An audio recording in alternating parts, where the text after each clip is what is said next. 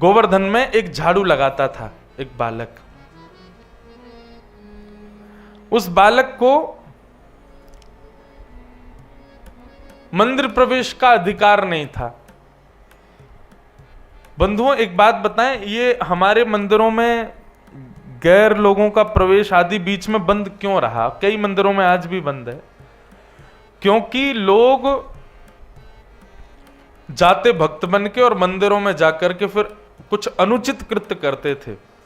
इसलिए बीच के कुछ कालों में, क्योंकि मुगल जब आ गए थे ना भारत में, तो ये क्या करते थे, अपने सैनिकों को ब्राह्मण बना के भेजते थे मंदिर में, त्रिपुंड लगा के चोटी वोटी रखवा करके तब भेजते थे।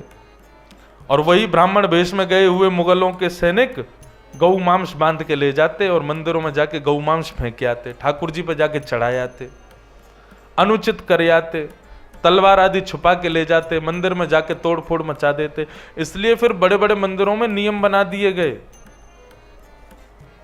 इनका प्रवेश उचित होगा, इनका अनुचित होगा, ये जाएंगे, ये सब हुआ। बंधु हमारा हिंदू वैदिक सनातन धर्म तो बड़ा सामंजस्य वाला धर्म था। ये तो विकृतियां आई हैं बीच में, हम कितने वर्ष तक गुलाम रहे हैं, आपको पता 1000 वर्ष से ज्यादा गुलाम रहा है भारत। ये गुलामी का परिणाम, गुलामों से बचने के लिए हम लोगों ने ये सब नियम बनाए, जो मंदिरों में आज कई जगह इन पर प्रश्न उठाया जाता है, ऐसा क्यों है मंदिरों में, इतना भेदभाव क्यों, ये क्यों, वो क्यों। ये सब पहले नहीं था, ये बाद में जबरदस्ती स्थिति बनी, इसलिए करना पड़ा। तो एक झाड़ू लगाता था गिरिराज जी में, उसको मंदिर में प्रवेश का अधिकार नहीं था।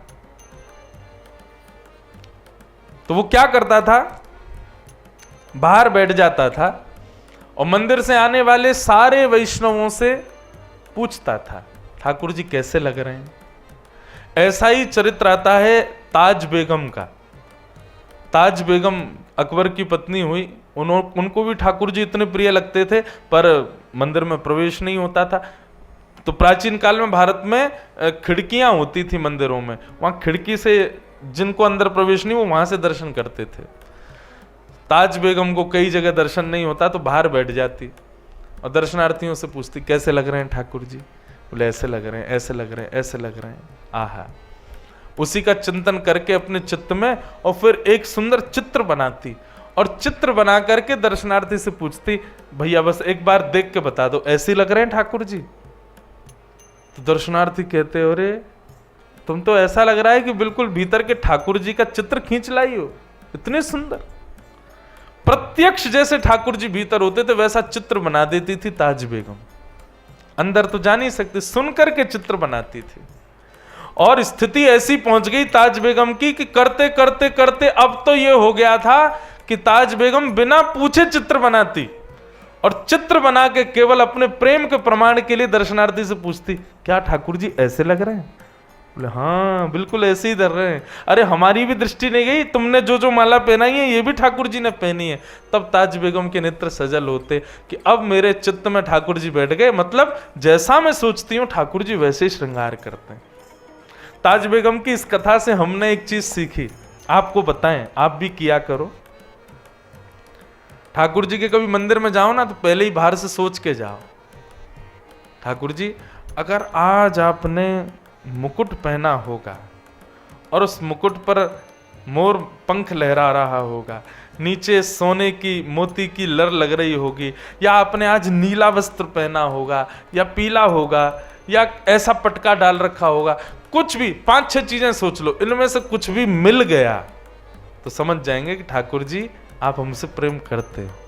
मैं तो बहुत करता हूं ये, राधारमन जी जाऊंगा पहले ही सोच लूंगा आज ठाकुर जी ऐसे ऐसे दिख रहे होंगे, नीले वस्त्र पहने होंगे, पीला पटका। अच्छा हम बड़े चतुर हैं, हम सोच भी 10-5 चीज लेते हैं तो एक आध मिल ही जाती है। हम क्यों ये बात स्वीकार करें कि ठाकुर जी ने हमको स्वीकार नहीं किया, हम तो हर अदबद के ठाकुर जी हमको मानते ही हैं अपना, इसलिए बहुत सारी चीजें सोच लो। पर एक बात बताओ, एक बार ऐसा हुआ था कि मैंने 5 चीजें सोची और 5 मिल गई। आप विश्वास नहीं मानोगे, उस समय की स्थिति ऐसा लगा मानो आकाश में उड़ गया हूं मैं। और कोई नहीं मंदिर में, बस राधा रमन जी और मैं खड़े। तो कभी भी दर्शन करने जाओ ठाकुर जी का, पहले विचार करके जाओ, ठाकुर जी आज आपका श्रृंगार ऐसा होगा, ऐसा पटका पहना होगा, ऐसा होगा, या श्रृंगार के अलावा हर रोज श्रृंगार भी नहीं, कभी कभी ऐसे सोच के जाओ, आज गोसाई जी की अगर मुझ पर दृष्टि पड़ गई, उन्होंने मुझे तुलसी दे दी, उन्होंने मुझे माला पहना दी, उन्होंने मुझे प्रसाद दे दिया, कुछ भी हुआ तो समझूंगा कि आप मुझसे राजी हो। लेकिन इसके लिए एक सावधानी पहले ही बता दूं, अगर आपने जो सोचा वो वैसा कुछ भी नहीं हुआ तो उदास भी उतने ही हो जाओगे मंदिर में। उदास मत होना, कोई बात नहीं ठाकुर जी आज स्वीकार नहीं, कल करोगे, अगली बार आएंगे तब करोगे।